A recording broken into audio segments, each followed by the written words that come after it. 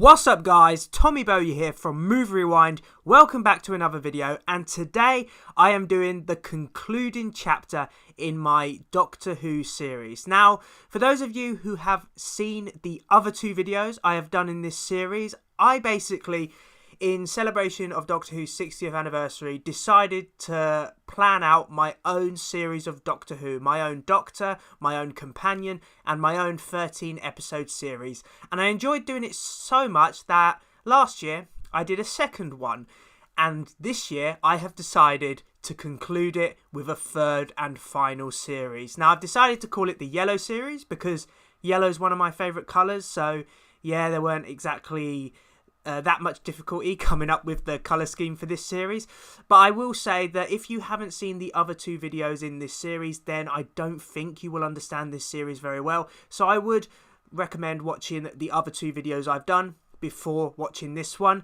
Having said that, if you have watched them and you're ready to see what I would do in a third and final series of Doctor Who, then without further ado, let's get into it. So, the Green Doctor, he is still the Doctor that I am focusing on. Now, since the events of Attack of the Yeti, the Green Doctor has officially retired. He now lives on Earth in an isolated region of the Scottish Highlands, basically following the previous series when he was tricked by the Trickster and almost saw humanity enslaved. He has decided that he does not want to be the Doctor anymore. He's officially retiring, much like the 11th Doctor was in The Snowman. He no longer wants to protect humanity because he just has lost all faith in his actions now. So in terms of physical appearance, he's not changed. He still wears cardigans, a black overcoat, fingerless gloves, and occasionally a woolly hat in a cold environment. Now, in this series, the Green Doctor does have a darker personality compared to the previous series. He's increasingly cynical and he kind of has a lot of disillusionment with humanity. That's purely because after all the Green Doctor has been through up until this point, especially losing Jar Jar Meadows as his companion, he just doesn't have the same spark that he had. He's now quite cynical about life and he just doesn't see any optimism to do with the human race anymore. Now, in this series, the Doctor is reunited with journalist Luna Lake, who appeared in one episode in the previous series, and they strike up a bond with one another. They get on because they have similar senses of humour, and seeking adventure is something that they both bond over. So they take off on new adventures in time and space. So it's up to Luna in this series to really reignite the spark in the Green Doctor.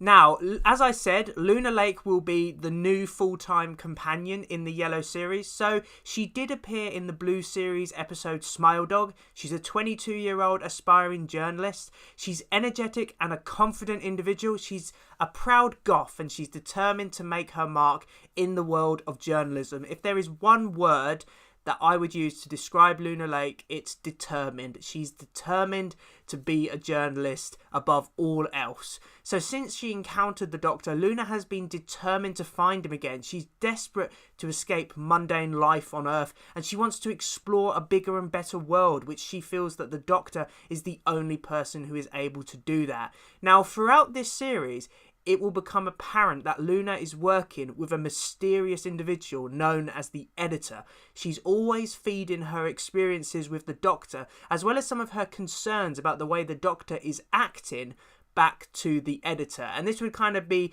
the series arc. This would be a constant mystery over who is this Editor and why is Luna giving him all this information.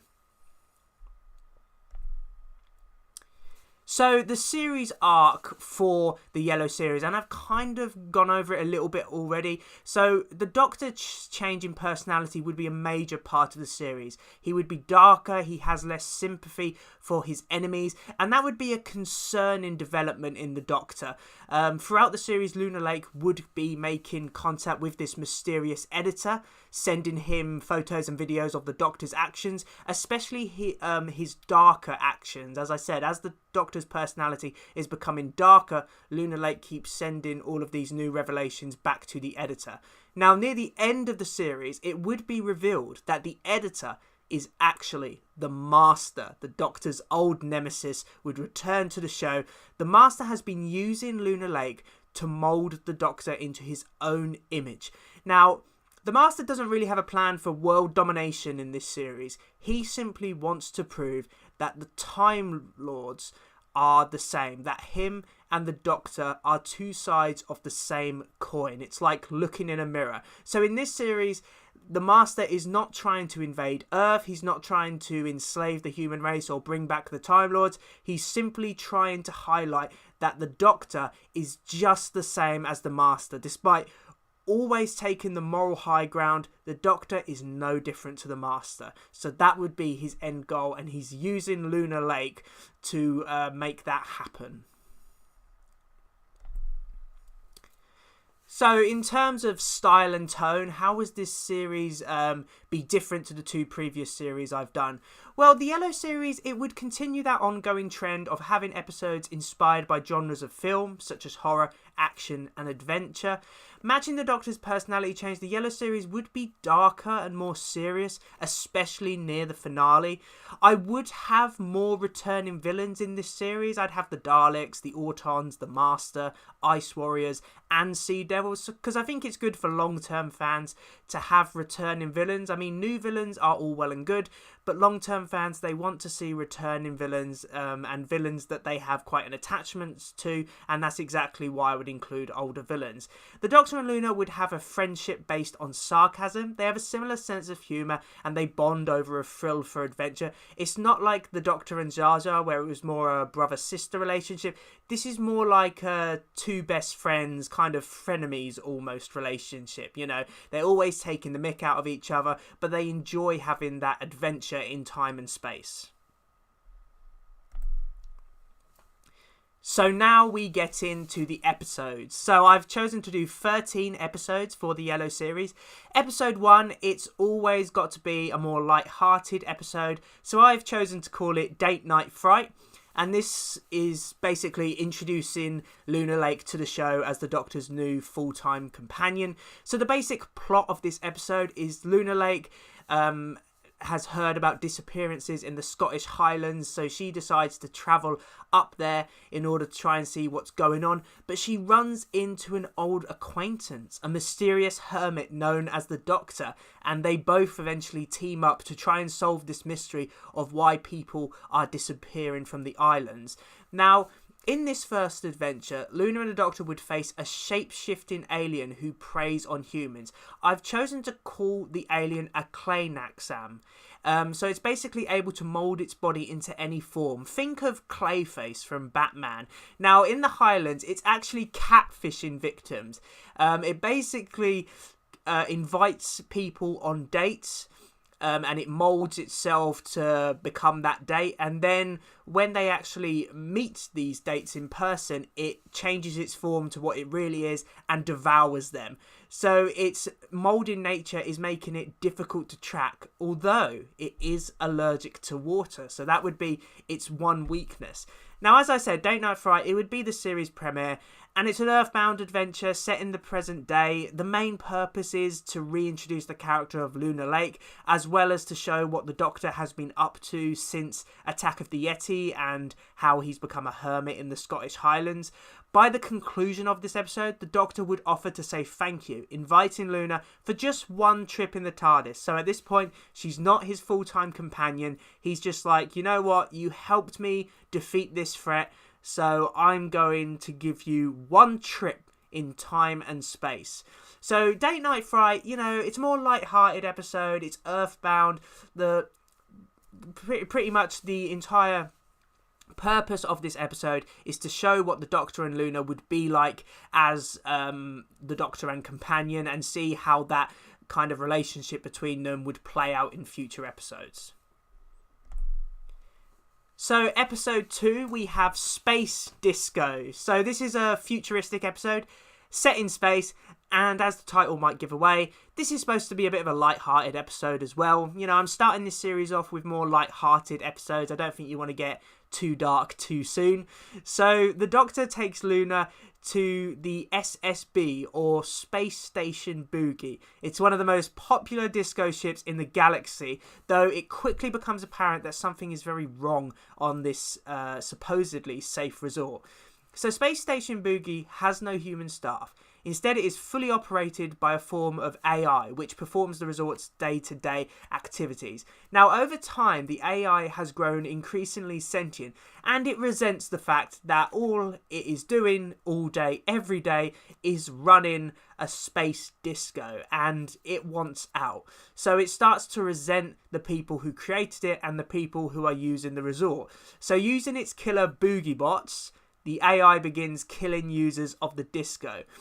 So Space Disco, it would be Luna's first adventure in the TARDIS, and it's a future story. So the purpose of this episode is basically to establish the rapport between the Doctor and Luna. You know, it would showcase their shared sense of humour and their longing for adventure.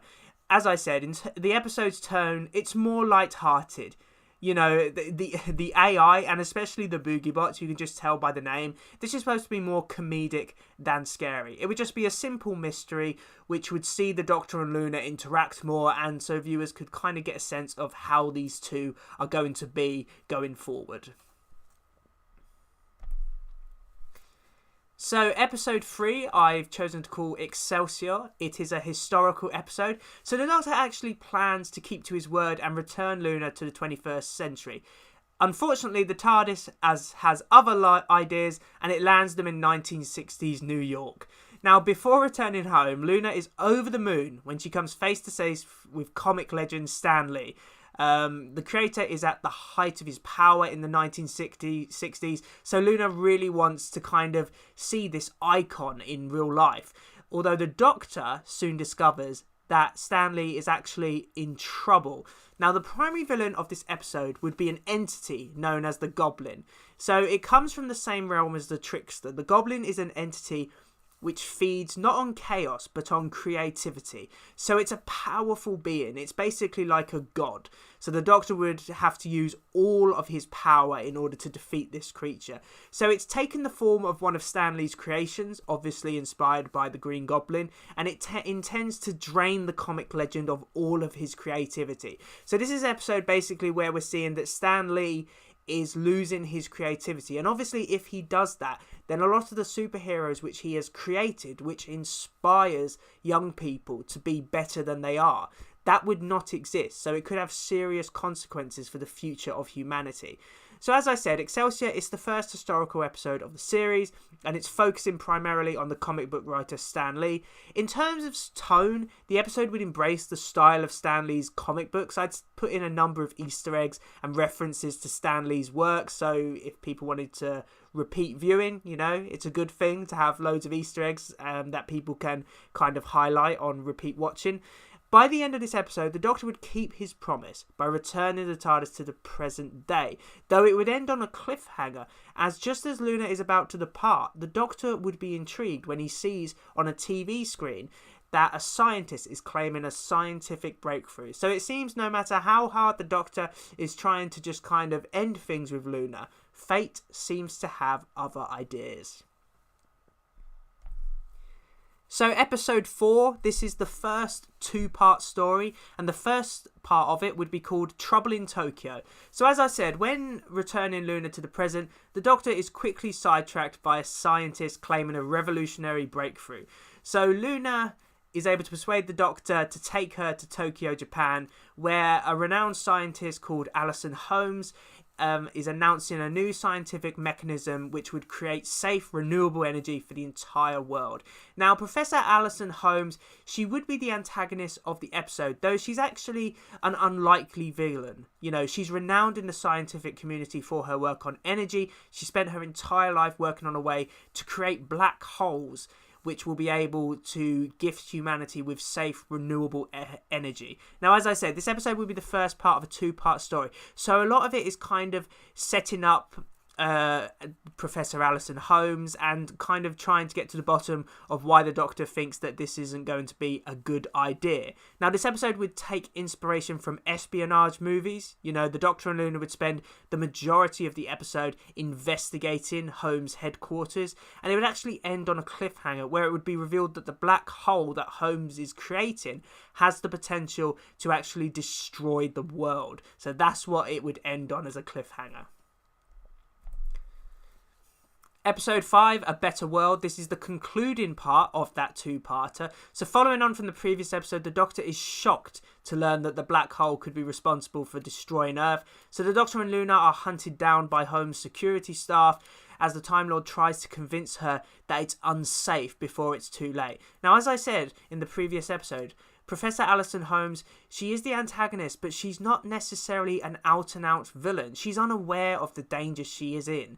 You know, she's created this black hole energy source. It's been her lifelong dream, and she's determined to actually have a lasting legacy on Earth, which means that she's blinded from calls to the Doctor that her creation could end the world.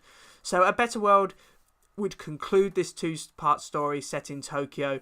In many ways, Alison Holmes, she'd be a tragic character. You know, she's unaware that the creation of a black hole would end the world and believes the Doctor is just sabotaging it.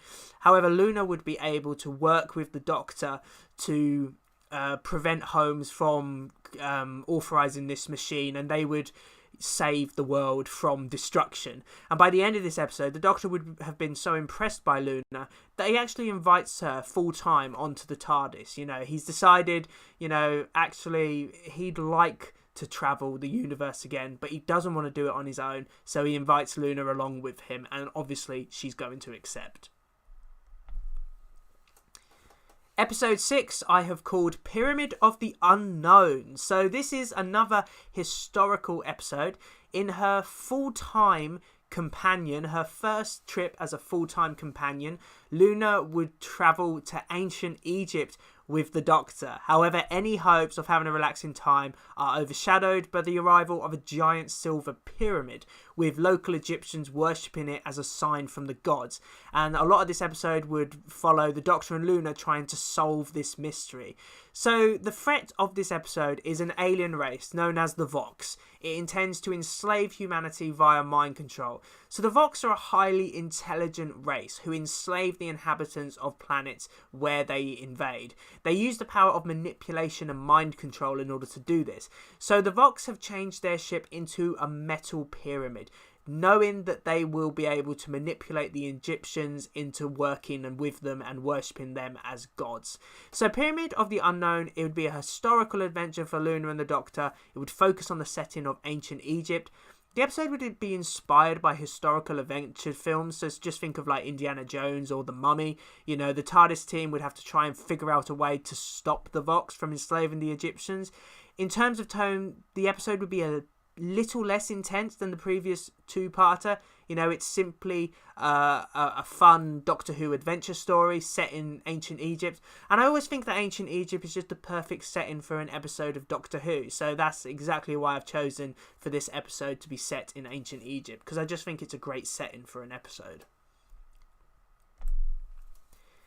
Episode 7, we have Extinction of the Daleks. So obviously the Dalek episode of the series, and this would actually be the third episode which the Daleks have been involved in these videos that I've been doing, and I like to think that this episode would actually round off the Dalek story in quite a good way. So they land on a planet called Norvium, and it appears to be a peaceful settlement, though darkness hides in every corner. It becomes evident to the Doctor quickly that Davros, the creator of the Dalek race, has been hiding out on Norvium and is determined to create a new race of loyal Daleks. Now obviously this kind of story, it has been done with the Daleks before. The reason I've chosen to take inspiration from other Dalek stories is because I want to show just how evil Davros can be. Because I feel like in modern Doctor Who, he's kind of become a bit of a caricature, you know, but I think you can really show how evil this creator of Daleks is.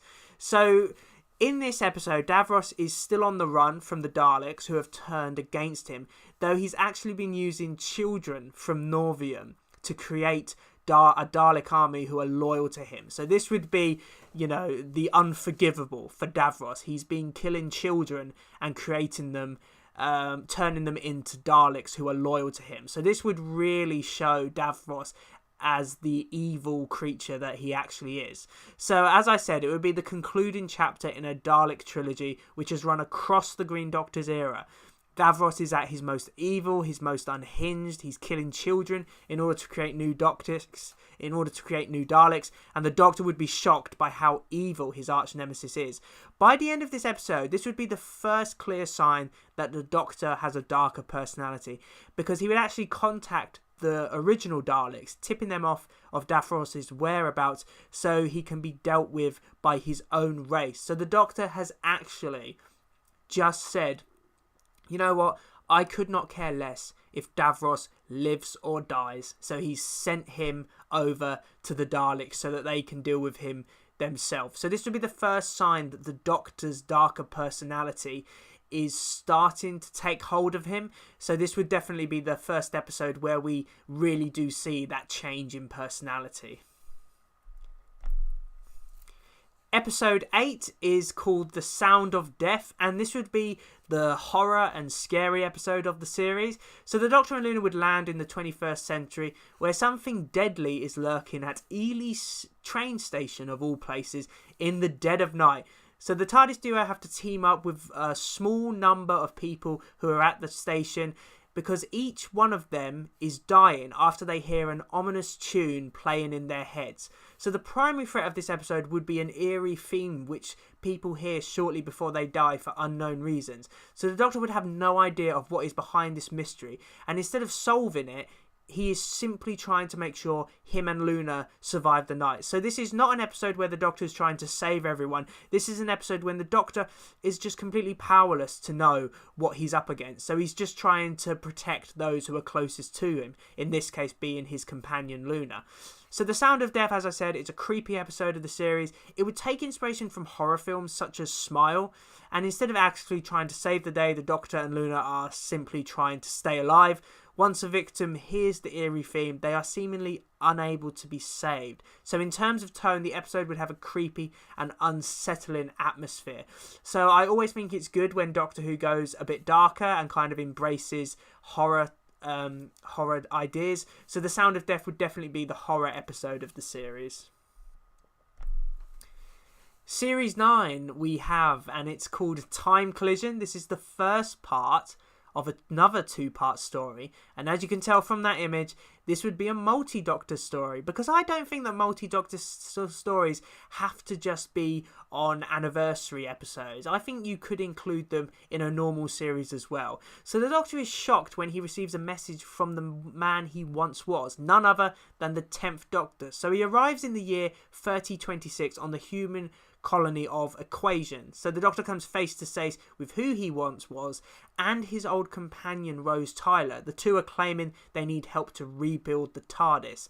So the cliffhanger for this episode and the plot twist would be that the Doctor and Rose Tyler are actually Autons who want the Doctor to create a time machine for them. So they've claimed that their TARDIS has malfunctioned and they need the Doctor to help them fix it. Once the Doctor does fix it, it is then proven that actually they are Autons and they intend to use the TARDIS to change time. So this would be the big plot twist of the episode. So a lot of this episode would just be about character interactions. It would be seeing the two Doctors interact as well as Luna Lake and Rose Tyler interact.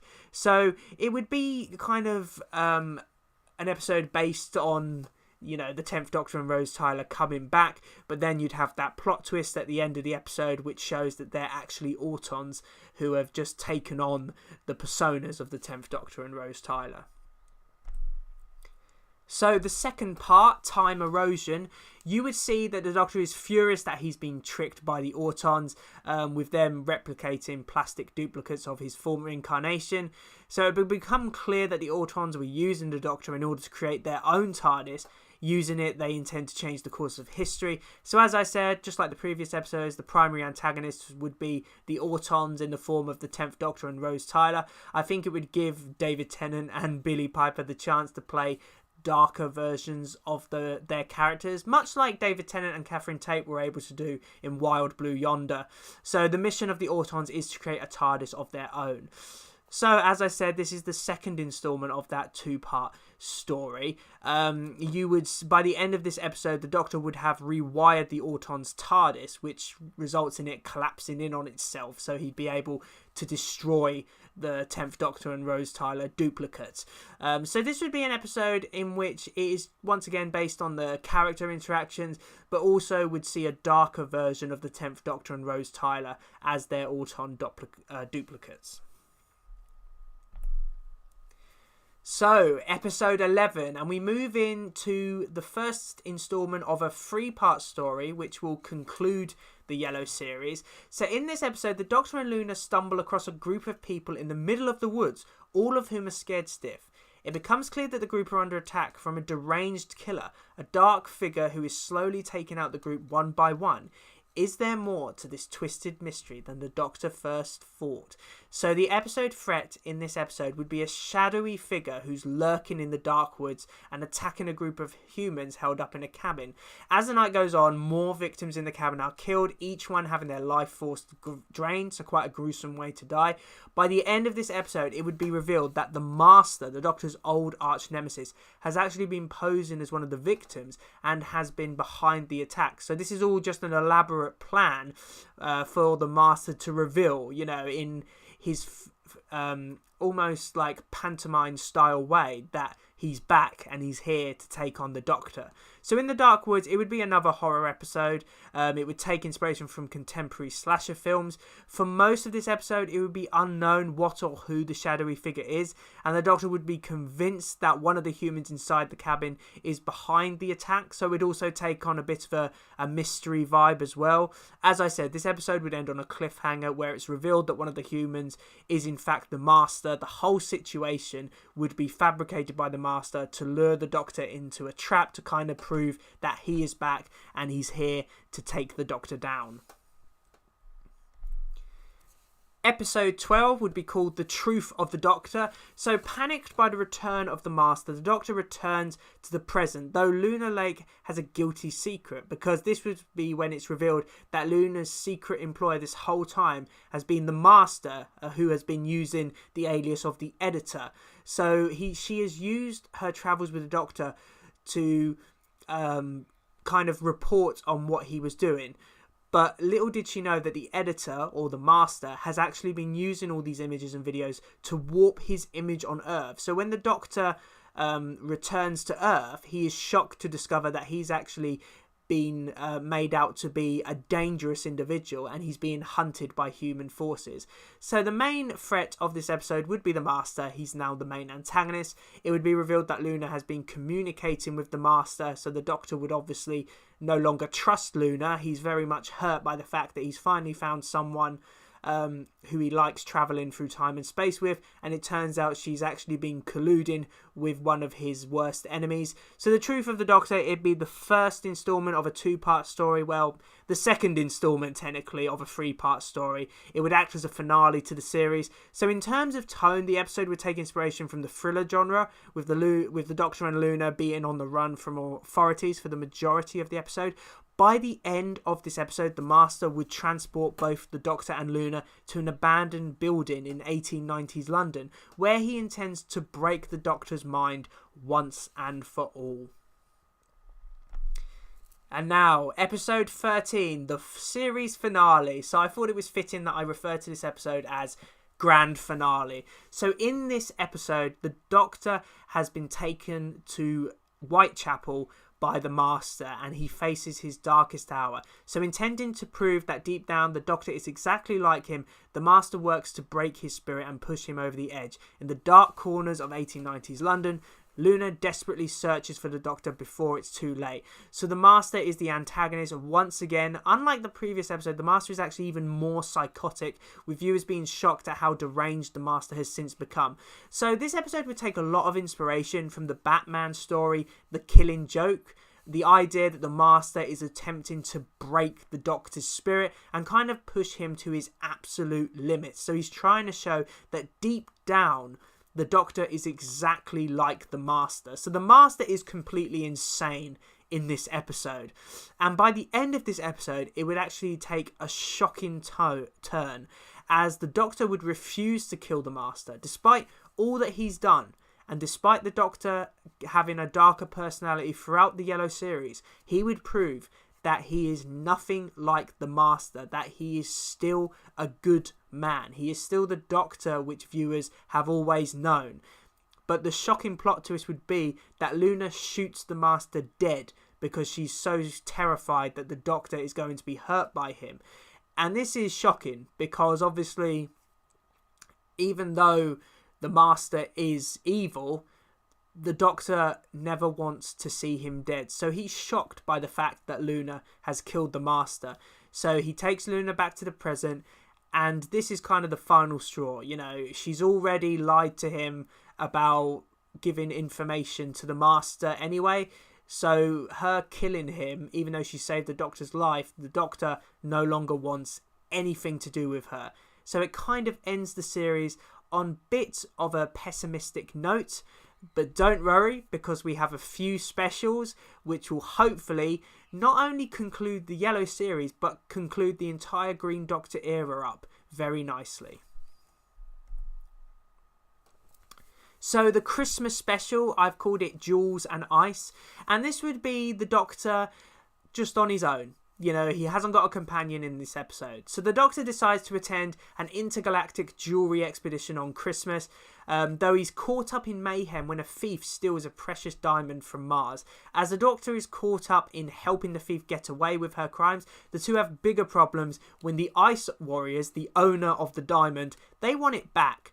So the threat in this episode, there'd be two antagonists. The jewel thief, known as Spectre, she would be on the run with the Doctor after stealing the jewel. She would be inspired by Catwoman, you know, a character like that who has a bit more of a flirtatious rapport with the Doctor. I don't think we've ever seen that with the Green Doctor before, because he's quite a quiet and kind of subdued character. So the idea of him having a bit of, you know, a flirtatious relationship, even if it's just for one episode, I don't think it's a bad thing.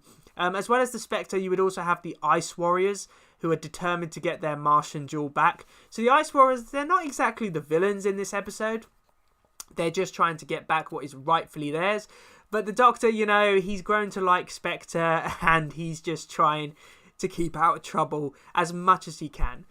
So Jewels and Ice, it would be the third and final Christmas special of the Green Doctor's era. It would be more fun and light-hearted compared to the series finale.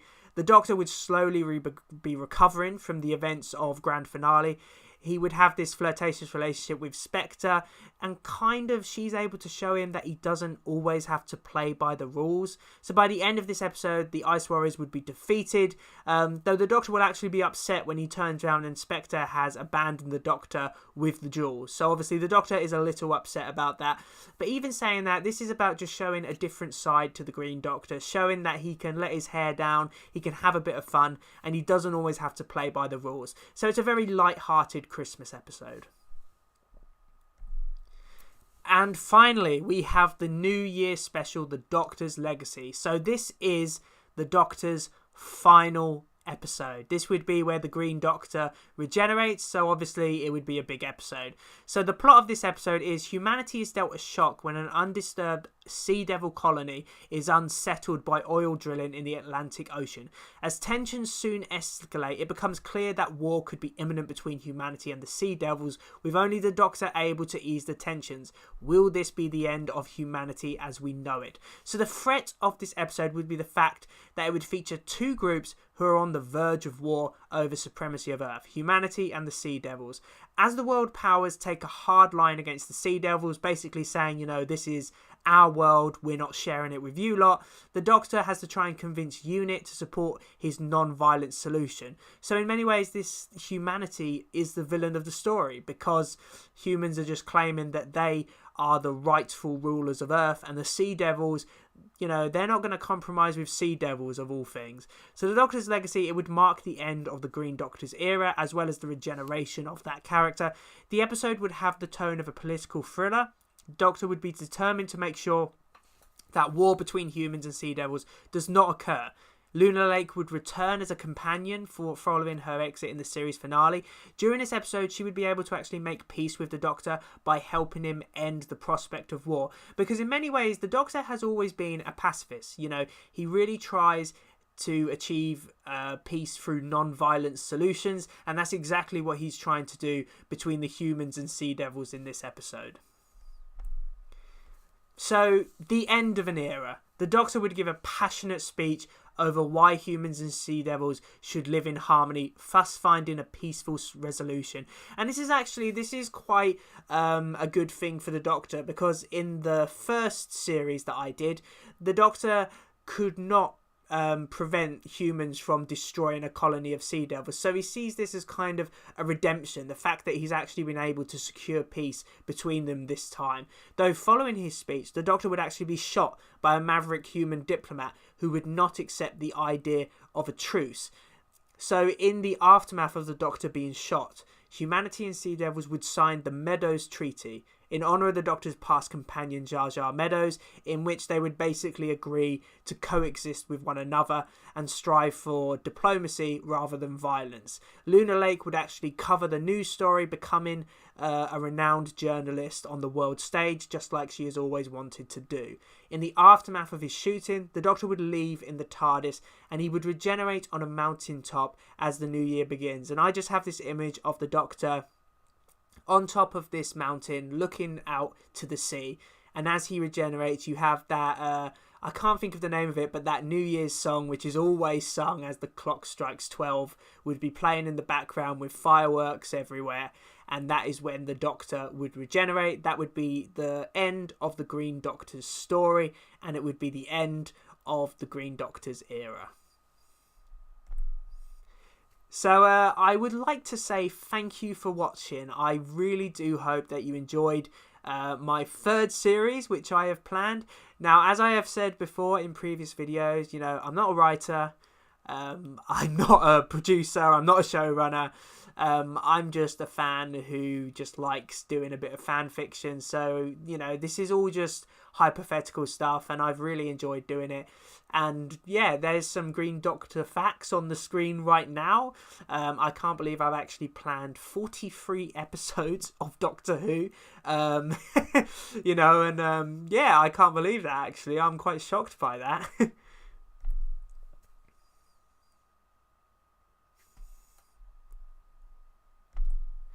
So, thanks for watching, everyone. I really do hope you enjoyed this video.